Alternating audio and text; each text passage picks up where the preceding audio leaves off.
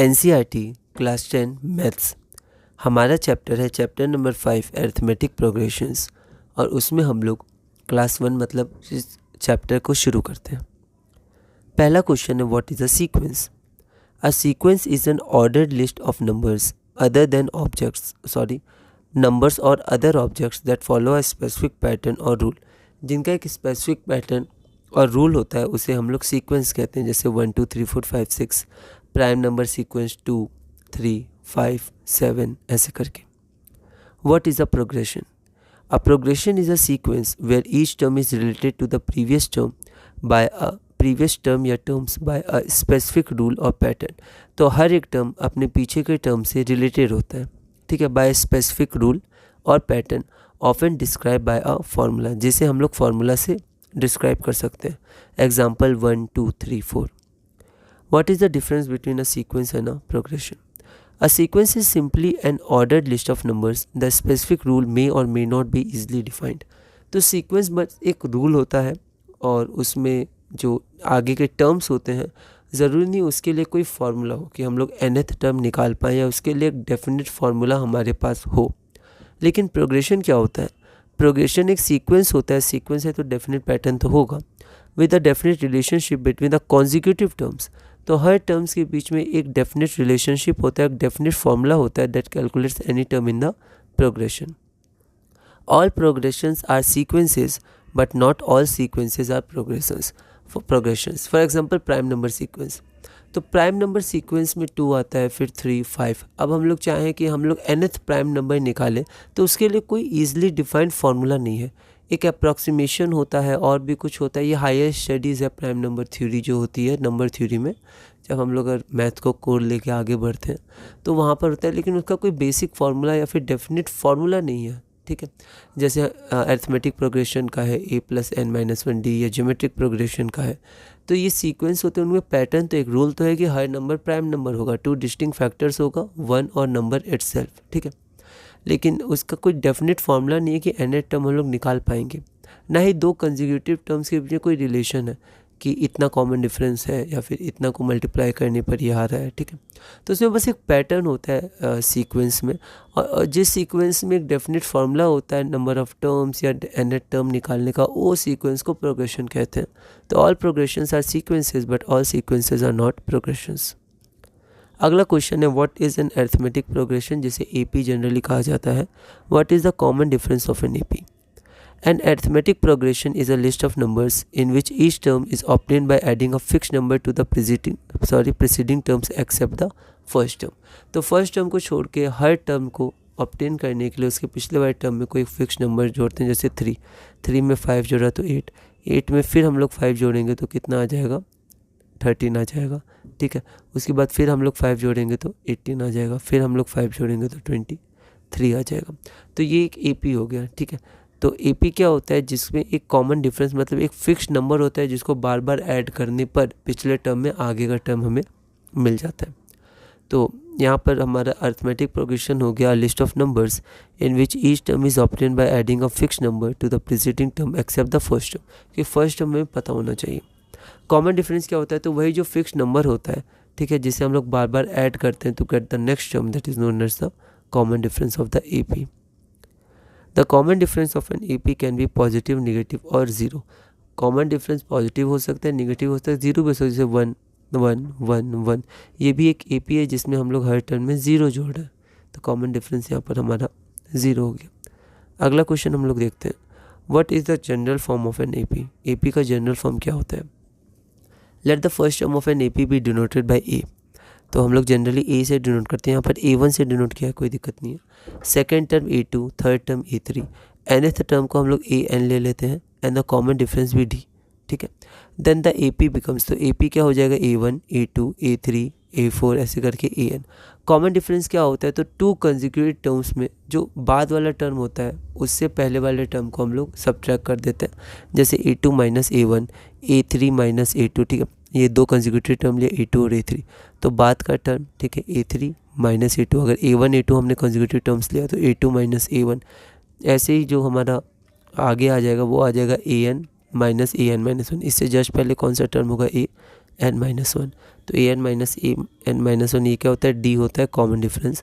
Now the general form of an AP, तो general form of an AP क्या हो जाएगा, पहला हमारा a हो जाएगा, उसमें हमने d जोड़ा तो a प्लस डी। अब प्रीवियस टर्म में फिर से d जोड़ा तो a प्लस डी, तो इसको लिख सकते हैं a प्लस 2d। फिर प्रीसीडिंग टर्म में कॉमन डिफरेंस जोड़ के अगला टर्म आएगा तो a plus 2d plus D, जिसको लिख सकते हैं a प्लस 3d। तो a plus D, a plus 2d, a plus 3d, ये हमारा क्या हो गया, जनरल फॉर्म हो गया एक AP का। What is a finite AP and an infinite AP? नाम से ही क्लियर है, फाइनाइट AP वो AP होता है जिसमें फाइनाइट नंबर ऑफ टर्म्स हो। और अगला क्वेश्चन हमारे पास है, मतलब इसी का एक और पार्ट है, what is an infinite AP, तो जिसमें इनफाइनाइट नंबर ऑफ टर्म्स हो। The AP which contains a finite number of terms is known as a finite AP, and the AP that contains an infinite number of terms is known as an infinite AP. Note में हम लोग देखते हैं an infinite AP does not contain a last term, तो उसमें कोई last term नहीं होगा क्योंकि वो इनफाइनाइट है तो आगे बढ़ता जाएगा।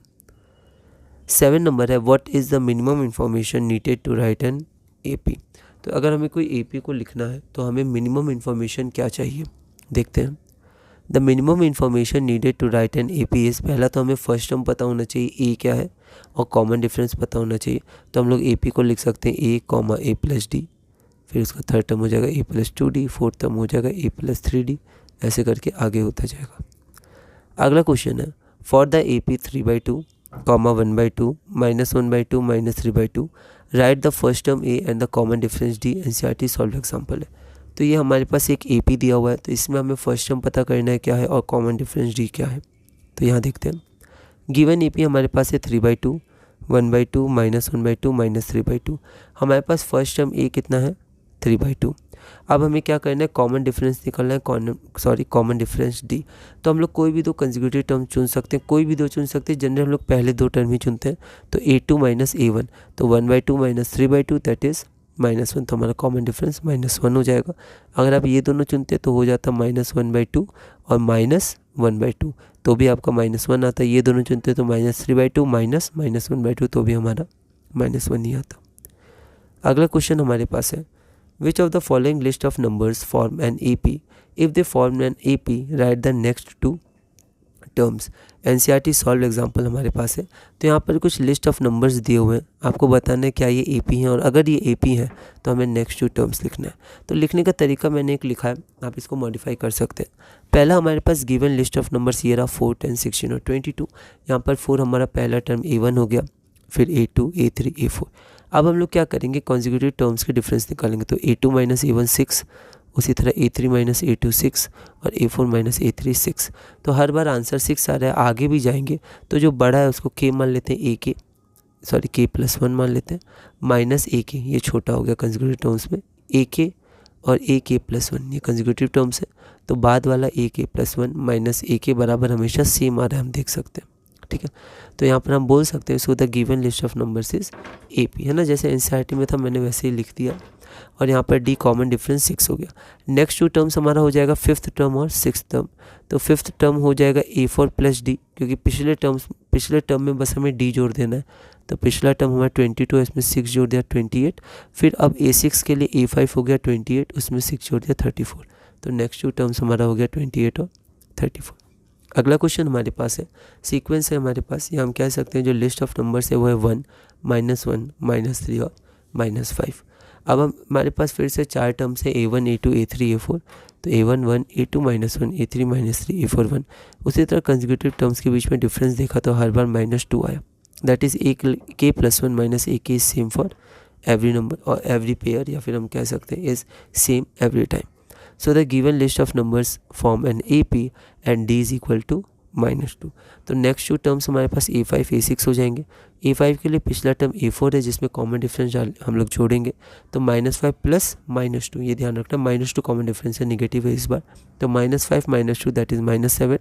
और A6 के लिए पिछला नंबर हमारे पास पिछला टर्म A5 है, तो A5 प्लस D, तो A5 -7 प्लस -2 दैट इज़ -9। तो next two terms are -7 and -9। अगला हमारे पास गिवन लिस्ट ऑफ नंबर है -2, 2, -2, 2, -2। तो यहाँ पर मैंने फिर A1, A2, A3, A4, A5 लिया। फिर से consecutive terms A1, A2, A3, A4, ये पेयर हम बोल सकते हैं पेयर। फिर A3 A4 और A4 A5। इनके बीच में डिफरेंस हमने देखा तो यहाँ पर डिफरेंस 2 बार दूसरे में ही मतलब अलग आ गया। तो एक बार अलग आ गया मतलब वो AP नहीं है, सब में सेम आना चाहिए। तो A2 माइनस A1 चेक किया, ठीक है। A3 माइनस A2 चेक किया, अगर सेम आता तो हम लोग A4 माइनस A3 चेक करते। A3 माइनस A2 ही अलग आ गया मतलब ये AP नहीं है। एक में 4 आ गया, एक में -4 आ गया, दोनों अलग अलग है। तो A2 minus A1 is not equal to A3 minus A2, therefore the given list of numbers does not form an AP। अब अगला हम लोग देखते हैं, अगला हमारे पास लिस्ट ऑफ नंबर क्या है, 1 1 1 2 2 2 3 3 3। तो यहाँ पर A1 A2 A3 A4। अब यहाँ पर आप चाहें तो A5 A6 A7 A8 और A9 भी लिख सकते हैं, लेकिन अगर हम लोग थोड़ा सा पहले देखेंगे कि इसमें डिफरेंस आ जाएगा। 2 -1 1 होगा, लेकिन यहाँ 1 -1 0 है, तो यहाँ पर एक डिफरेंस हमें मिल जाएगा। तो मैंने A4 तक ही लिखा है, क्योंकि यहाँ पर हम लोग देख सकते हैं A4 माइनस A3 डिविएट कर जाएगा। शुरू में 0 आएगा पर A4 माइनस A3 1 आ जाएगा। तो एक बार डिविएट कर गया, आंसर अलग आ गया, तो फिर वो हमारा AP नहीं है। वरना आप चाहें तो A9 तक भी लिख सकते थे, कोई दिक्कत नहीं। यहाँ पर चेक करते हैं, तो पहले A2 माइनस A1 तो 1 -1 0, फिर A3 माइनस A2 1 -1 0, फिर A4 माइनस A3 2 -1 1। देखिए यहाँ पर डिविएट कर गया, जैसे यहाँ पर डिविएट कर गया तो हम समझ जाएंगे अभी AP नहीं है। तो A2 माइनस A1 तो बराबर हुआ A3 माइनस A2 के, लेकिन वो A4 माइनस A3 के बराबर नहीं हुआ। So the given list of numbers does not form an AP। अगला क्वेश्चन हम लोग देखते हैं, question number 10। Write the first 4 terms of the AP when the first term A and the common difference D are given as follows। तो हमें पहले चार terms लिखने हैं जब हमारे पास पहला टर्म और कॉमन डिफरेंस दिया है। हमने देखा था what is the minimum requirement for writing an AP। तो पहला टर्म पता होना चाहिए, कॉमन डिफरेंस पता होना चाहिए, दोनों हमें पता हुआ है हर पार्ट में, ठीक है। तो हम AP लिख सकते हैं। NCERT एक्सरसाइज का क्वेश्चन है। तो यहाँ पर हम लोग पहला देखते हैं, पहला टर्म हमारे पास 10 है और कॉमन डिफरेंस भी 10 है। तो फर्स्ट A1 जो हमारा A हो गया। सेकंड टर्म हमारे पास क्या हो गया, सेकंड टर्म हमारे पास हो गया A2, तो A2 हमारे पास हो गया A plus D। 10 + 10 is equal to 20। अब यहाँ पर जो मैंने A3 लिखा है उसको आप अभी इसमें नहीं लिखिएगा। ऐसा क्यों, ऐसा इसलिए क्योंकि A3 बराबर A प्लस 2D ये आपका होता है जब हम लोग जनरल टर्म पढ़ लेते हैं A plus n minus 1D। तो यहाँ पर ज़्यादा सही क्या है, तो यहाँ पर ये सही है जो AP की बेसिक डेफिनेशन है कि अगला टर्म हम लोग पिछले टर्म में D जोड़ के करते हैं। तो यहाँ पर आप लिखिएगा A3 is equal to A2 plus D। A2 हमारे पास क्या है, 20 है, तो 20 + 10 इज इक्वल टू 30, ठीक है। उसी तरह A4 हमारे पास क्या है, A3 प्लस D है ना, पिछले टर्म में D जोड़ा। A3 हमारे पास क्या है, तो A3 हमारे पास है 30, तो 30 + 10 40, ऐसे आप लिखिएगा। वैसे ये तरीका भी सही है, लेकिन ये आगे का तरीका है, आगे का सेक्शन है, उसमें हमें पढ़ना है nth term of an AP। तो अभी हम लोग ऐसे ही करते हैं। फिर यहाँ पर हमारे पास है, तो यहाँ पर हमारा A3 क्या हो जाएगा, A3 हो जाएगा A2 प्लस D। तो A2 हमारे पास क्या है, -2, तो -2 + 0, और यहाँ पर हो जाएगा A3 प्लस D, तो हम लोग ऐसे -2। तो कॉमन डिफरेंस 0 है, तो हमारा जो पहला 4 टर्म आएगा वो -2 और -2 आएगा। उसी तरह A is equal to 4, D is equal to -3, तो यहाँ पर हम लोग A3 लिखेंगे A2 प्लस D।